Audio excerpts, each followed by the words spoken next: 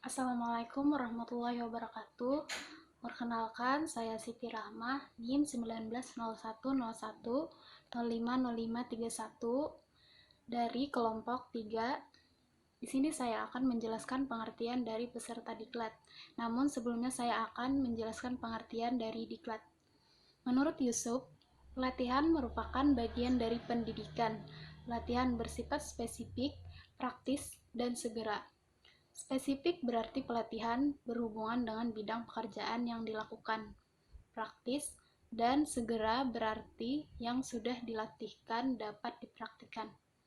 Umumnya pelatihan dimaksudkan untuk memperbaiki penguasaan berbagai keterampilan kerja dalam waktu relatif singkat.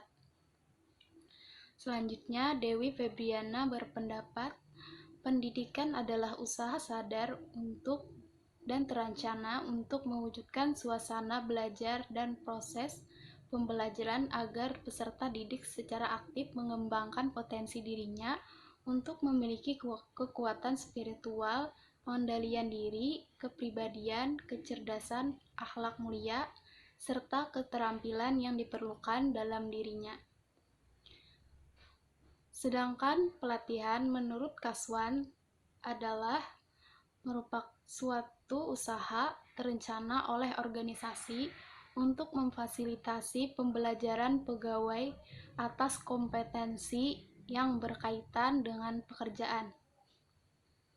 Selanjutnya, menurut Sofyandi Herman, pelatihan adalah suatu usaha meningkatkan pengetahuan dan kemampuan pegawai dalam melaksanakan pekerjaannya lebih efektif dan efisien.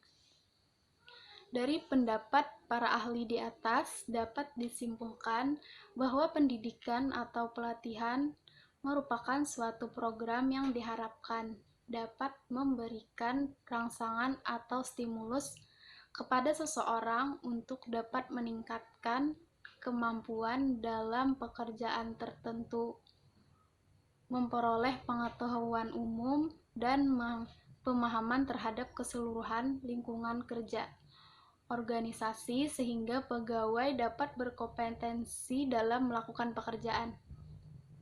Selanjutnya, peserta pendidikan dan pelatihan. Peserta pelatihan adalah orang yang datang ke program pendidikan dan pelatihan atau diklat dengan tujuan untuk mendapatkan nilai tambah berupa peningkatan pengetahuan dan keterampilan atau kompetensi. Setiap peserta pelatihan memiliki niat, minat, motivasi, harapan, dan kebutuhan yang berbeda pada saat datang ke ruang pelatihan. Semua perbedaan tersebut tentunya dapat mempengaruhi perilaku peserta diklat selama mengikuti diklat. Selanjutnya adalah persyaratan peserta diklat. Persyaratan umum calon peserta pendidikan dan pelatihan fungsional meliputi 1. Diusulkan pejabat pembina kepegawaian tingkat eselon 2. 2. Mempunyai dasar pendidikan dan memangku jabatan yang sesuai dengan pendidikan dan pelatihan aparatur yang akan diikuti. 3. Tidak dalam keadaan sedang diproses dan menjalani hukuman disiplin pegawai negeri sipil. 4. Tidak sedang menjalani pemberhentian sementara sebagai pegawai negeri sipil. 5. Sehat jasmani dan rohani yang dibuktikan dengan surat keterangan dokter. Dan 6. Penilaian kinerja pelaksanaan pekerjaan 1 tahun terakhir dengan nilai baik. Baik, perkenalkan nama saya Ihda Mukminah Hanifah, NIM 190101050263, ingin menjelaskan tentang tata tertib peserta diklat. Tata tertib peserta diklat itu dibagi menjadi 3.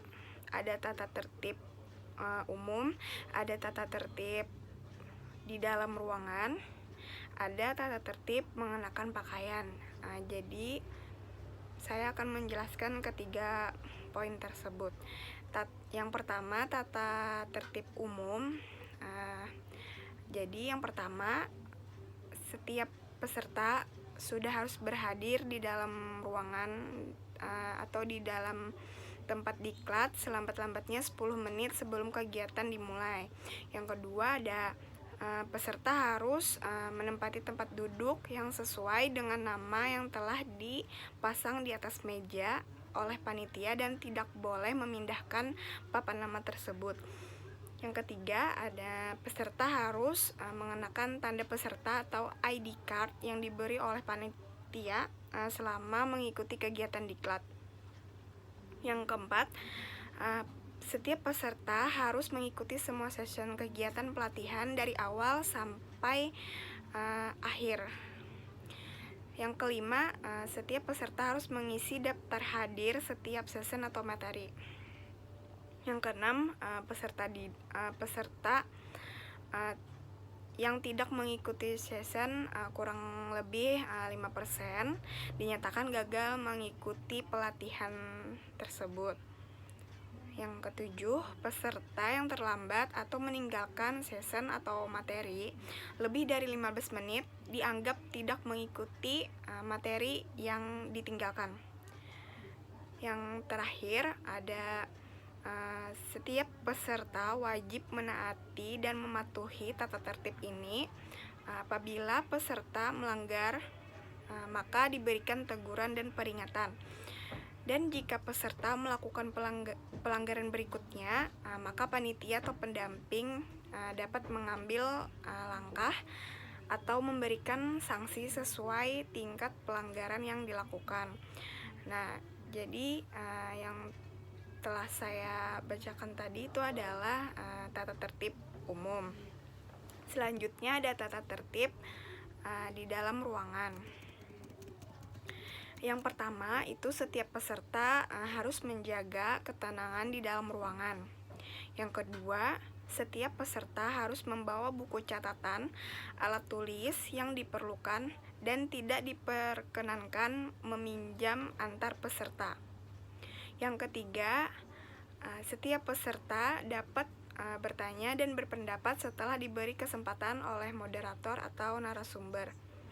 Yang keempat, setiap peserta harus menjaga ketertiban, kedisiplinan, kesopanan dalam etika berdiskusi di dalam ruangan.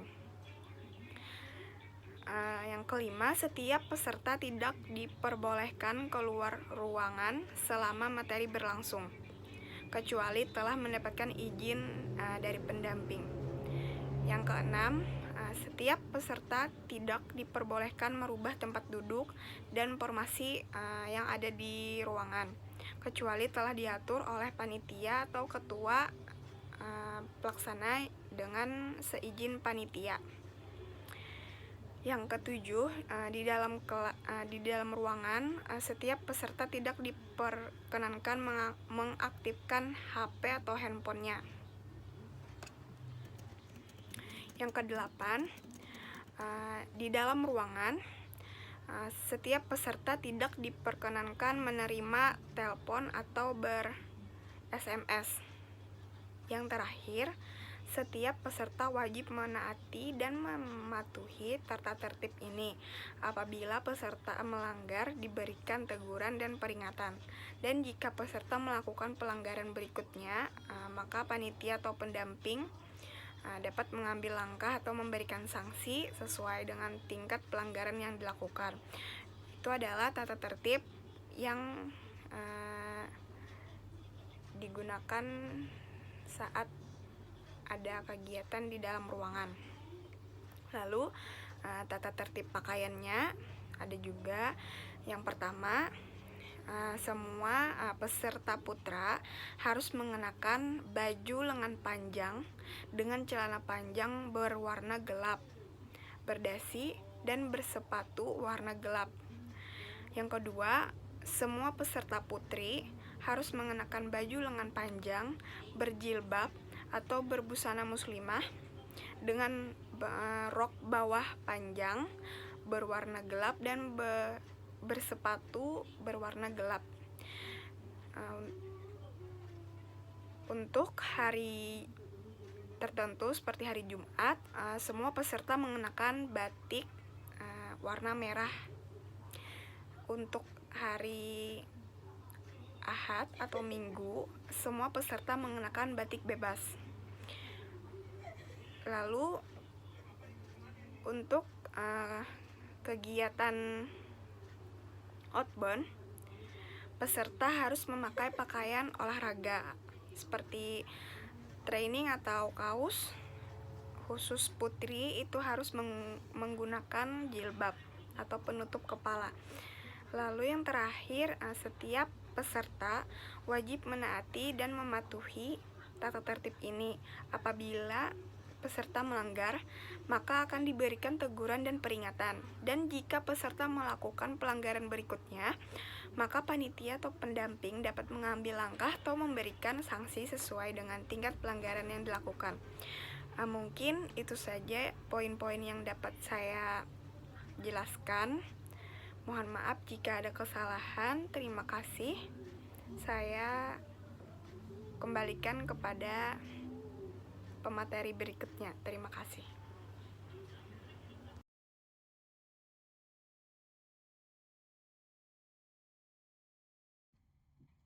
Baik, bismillahirrahmanirrahim. Izin di sini Ulun Padlianor dengan NIM 19010101050283 izin untuk menyampaikan materi terakhir pada kesempatan kali ini. Nah, tadi sudah dijelaskan oleh teman-teman tentang pengertian peserta diklat dan juga persyaratan peserta diklat serta tata tertib peserta diklat. Nah, ini adalah materi terakhir. Jadi di sini Ulun akan menjelaskan sedikit mengenai tentang hak dan kewajiban yang harus dipenuhi oleh peserta pada saat pendidikan dan juga pelatihan. Oke, kita masuk ke slide pertama. Bentar.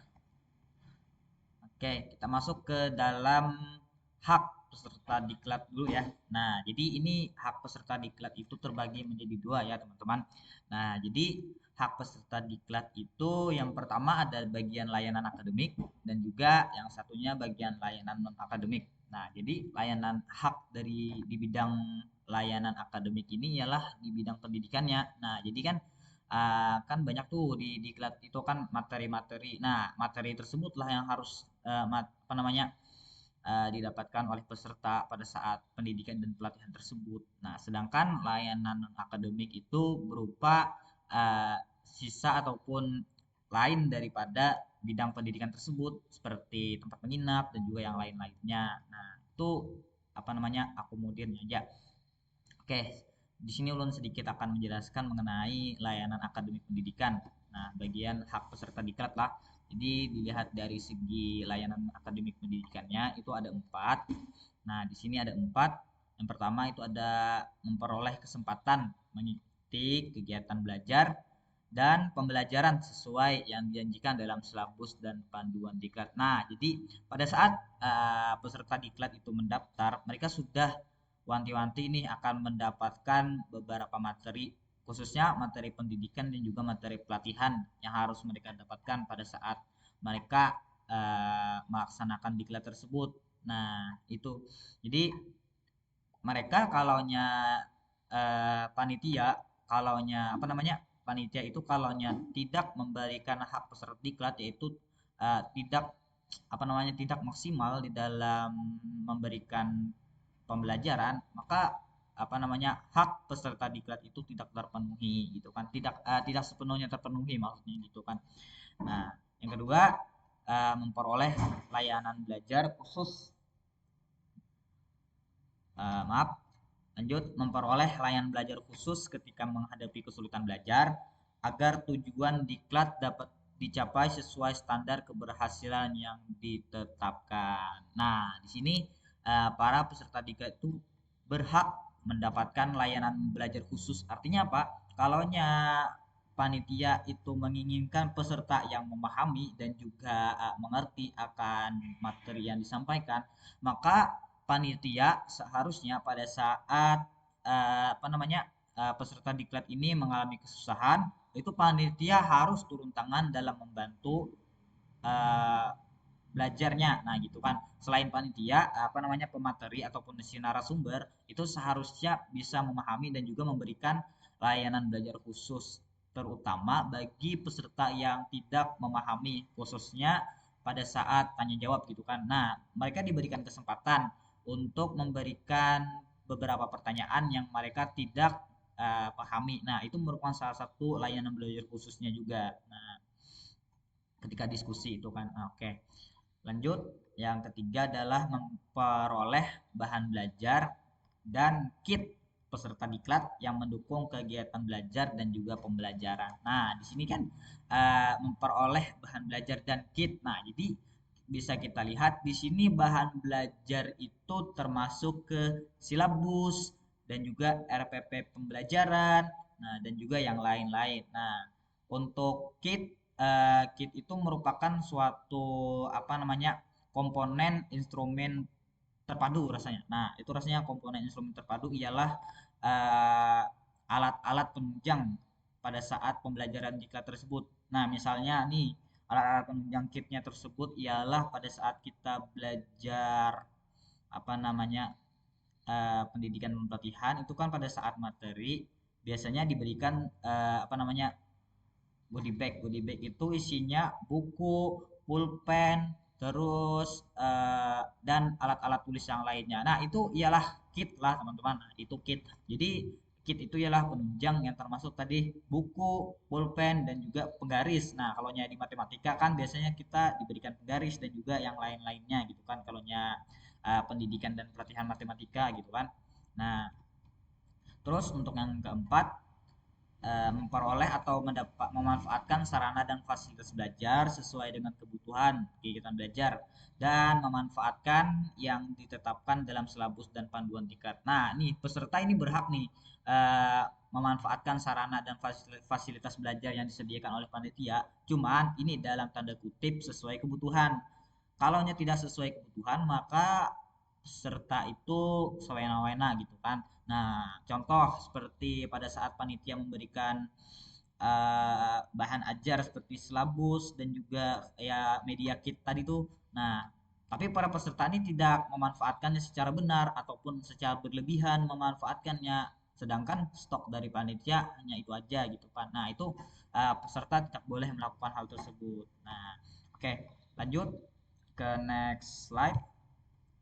Oke, nah ini hak peserta diklat ya teman-teman, tapi di bagian layanan non akademik. Nah, jadi di layanan non akademik pendidikan itu ada 4 juga yang ulun masukkan ke dalam sini. Jadi yang pertama itu akomodasi yang nyaman dan sehat. Nah, jadi akomodasi ini ialah penunjang pada saat kita melaksanakan diklat tersebut. Nah, contoh akomodasi yang di sini ialah penunjangnya itu tempat tinggal. Nah, jadi tempat tinggal itu haruslah yang nyaman dan sehat. Istilahnya tuh kan yang nyaman itu dalam artian tidak kotor, bisa ditiduri dengan nyaman, sehingga pada saat bangun tidur para peserta diklat itu merasa segar gitu kan. Nah, terus akomodasi yang sehat. Nah, sehat ini dalam artian tidak dekat dengan sampah, artinya itu bagus lah kalau kita tinggali gitu kan. Nah, terus yang kedua konsumsi yang mencukupi standar gizi dan juga kalori serta sehat serta menu yang bervariasi lah agar tidak membosankan selera. Nah, jadi ini panitia itu harus lebih paham dengan para peserta bahwasanya kan misalnya nih ada pendidikan dan pelatihan yang dilaksanakan itu selama 3 hari. Nah, jadi dalam 3 hari itu apa-apa aja yang perlu disiapkan panitia oleh terutama di bagian konsumsi. Misalnya di hari pertama ada lauknya ayam, di hari kedua misalnya ada lauknya daging gitu kan, yang ketiga ada lauknya ikan. Nah, pada saat itu tuh istilahnya tuh harus memenuhi standar gizi dan juga bervariasi kan supaya para peserta diklat ini tidak jenuh dan juga tidak bosan terhadap makanannya. Jadi mereka semakin bersemangat gitu kan dalam melaksanakan pendidikan dan juga pelatihan. Selain itu, panitia juga harus paham mengenai pemberian makanan yang tidak membosankan. Contohnya seperti roti lah. Nah, jadi roti ini biasanya setiap break itu kan bukan break yang secara istirahat sholat dan makan isoma gitu kan, tapi break dalam artian istirahat sebentar. Nah itu biasanya kalau di dalam organisasi ulun itu biasanya mereka apa namanya tuh memberikan roti dan juga snack yang namanya itu snack. Jadi snack itu di dalamnya bervariasi, ada roti, ada juga apa namanya tuh eh, apa namanya eh, kue-kue lah, kue ataupun dan minuman-minuman yang lainnya secara ringan gitu kan. Nah, itu seharusnya panitia jangan sampai itu aja makanannya yang di dalam situ. Nah, jadi panitia itu harus paham dengan peserta dan juga peserta harus memaklumi apa yang diberikan oleh panitia. Nah, gitu kan. Oke, yang selanjutnya adalah layanan kegiatan ekstrakurikuler untuk menghindarkan kejenuhan dalam belajar serta menjaga kebugaran jasmani. Nah, oke. Nah, jadi ini dalam konsep pendidikan dan pelatihan itu biasanya diadakan yang mana yang namanya tuh ice breaking. Nah, jadi ice breaking ini para peserta itu diberikan kesempatan untuk merelaksasikan tubuhnya dan istirahat sebentar serta diisi dengan game-game yang disediakan oleh panitia. Nah, supaya para peserta ini tidak jenuh terhadap pembelajaran yang diajukan oleh para narasumber. Contohnya seperti apa namanya yuk? Game-game yang ringan itu seperti tebak-tebakan gitu kan. Nah, jadi tebak-tebakan itu apa namanya otak-otak para peserta nih jadi lebih segar. Nah, jadi para peserta itu tidak jenuh kan. Nah, jadi untuk apa namanya untuk melaksanakan kegiatan-kegiatan berikutnya itu mereka semangat mereka udah terisi lagi dan juga tenaga mereka udah kembali lagi gitu kan. Nah, yang selanjutnya adalah memberikan layanan rohani untuk layan rohani untuk memberikan kesempatan kepada peserta menjalankan ibadah sesuai dengan agama dan kepercayaannya masing-masing. Nah, di sini biasanya itu pada saat kita ya di dalam organisasi itu kan di dalam satu hari itu kalau di dalam agama Islam ada yang namanya tuh sholat. Nah, sholat itu biasanya kan 5 waktu nih. Jadi kalau sehari semalam itu pasti 5 waktu itu kita ketemu dengan sholat. Nah, jadi panitia itu harus bisa membagi antara waktu sholat dan juga waktu materi dan juga yang lain-lainnya. Nah, itu namanya tuh istilahnya itu isoma ya, istirahat, sholat dan juga makan. Nah, jadi para peserta itu dipersilahkan untuk istirahat, makan dan juga sholat bagi yang melaksanakannya. Nah, gitu kan. Nah, oke, selanjutnya kita masuk ke dalam kewajiban peserta diklat. Nah, sebentar ya. Kewajiban peserta diklat. Bentar. Oke, sudah selesai. Soalnya ketutup nih di bawahnya. Ketutup. Oke, kita geser dulu. Sorry. Oke. Nah, lanjut. Jadi kewajiban peserta diklat. Nah, jadi kewajiban peserta diklat ini teman-teman bahwasanya peserta itu wajib mematuhi apa-apa aja yang harus dilakukannya pada saat pendidikan dan pelatihan. Nah, jadi beberapa tata tertib dan juga kewajiban peserta pada saat diklat itu biasanya disampaikan oleh panitia sebelum acara dimulai. Nah, biasanya itu kalau ya kami di organisasi lah berkaca dari pengalaman, kita biasanya mengadakan technical meeting. Technical meeting itu diadakan mungkin seminggu sebelum acara ataupun setiga hari sebelum acara. Nah, dengan tujuan mereka para peserta itu mempersiapkan apa-apa aja yang perlu dibawa, apa-apa aja yang perlu disiapkan dan juga tahu nih tata tertibnya yang harus dipatuhi di sana gitu kan. Jadi tidak bingung lagi. Nah, di sana pada saat technical meeting itu biasanya panitia memberikan pengarahan-pengarahan kegiatannya seperti apa, terus materinya apa-apa aja. Nah, jadi itu para peserta bisa dong mempersiapkan apa-apa aja yang perlu mereka bawa. Nah, gitu kan. Oke, di sini ada 6 kewajiban peserta diklat. Nah, yang pertama mengikuti dengan serius seluruh sesi diklat dari mulai acara pembukaan hingga acara penutupan. Nah, yang kedua melaksanakan dengan serius dan tuntas tugas-tugas diklat yang diberikan oleh pengajar dan juga panitia. Yang ketiga, berlaku jujur dalam mengikuti evaluasi belajar dan evaluasi penyelenggara diklat. Yang ketiga, menjaga kesantunan dan ketertiban kegiatan belajar dan pembelajaran pada saat kegiatan lain yang merupakan bagian tak terpisahkan dari program diklat. Yang selanjutnya, yang keempat, itu menghargai sesama peserta, panitia, dan juga pengajar tentunya. Yang kelima, mengikuti aturan keselamatan kerja untuk menghindari terjadinya kecelakaan kerja. Yang terakhir, bekerja sama dengan panitia, peserta, dan juga pengajar dalam menciptakan suasana penyelenggaraan diklat secara kondusif bagi tercapainya tujuan dan terwujudnya manfaat diklat secara efektif dan efisien. Nah, jadi di sini perlu nih para peserta membaca dan juga apa namanya melaksanakan kewajiban-kewajiban diklat yang disediakan oleh panitia sudah gitu kan. Nah, contoh yang seperti poin ke-6, ya, poin ke-6 ya, poin ke-6 mengikuti aturan keselamatan kerja untuk menghindari terjadinya kecelakaan kerja. Nah, di sini biasanya panitia itu menyampaikan bahwasanya tata tertibnya itu peserta nggak boleh membawa senjata tajam. Terus peserta itu nggak boleh membawa sejenis barang narkoba gitu kan. Nah, yang sejenis-sejenis yang seperti itu nggak boleh dibawa peserta pada saat pelatihan dan pendidikan. Nah, ya seperti merokok juga tuh, merokok, merokok. Nah, jadi merokok itu nggak boleh juga kan. Itu tergantung dari kesepakatan dan juga aturan-aturan dari panitia. Nah, itu ya. Nah, jadi kan untuk itu kenapa kadang jadi kewajiban ini perlu dilaksanakan oleh peserta, panitia dan juga pengajar tentunya kan. Nah, di sini kalau peserta itu kan untuk terwujudnya manfaat diklat secara efektif dan efisien. Nah, jadi efektif ini ialah hasil yang apa namanya hasil yang didapatkan oleh peserta apakah pendidikan dan pelatihan tersebut efektif ataupun bermanfaat gitu kan bagi peserta. Nah, jadi para peserta itu wajib mematuhi peraturan ini untuk mendapatkan keefektivitasan tersebut. Nah, gitu kan. Dan efisien. Nah, tentunya efisien itu apakah pembelajaran ini bisa apa namanya tuh mengeluarkan dana yang sedikit-sedikitnya tetapi menghasilkan kualitas belajar yang bagus gitu kan. Nah, itu yang namanya efisien. Nah, oke. Mungkin itu aja yang bisa ulun sampaikan.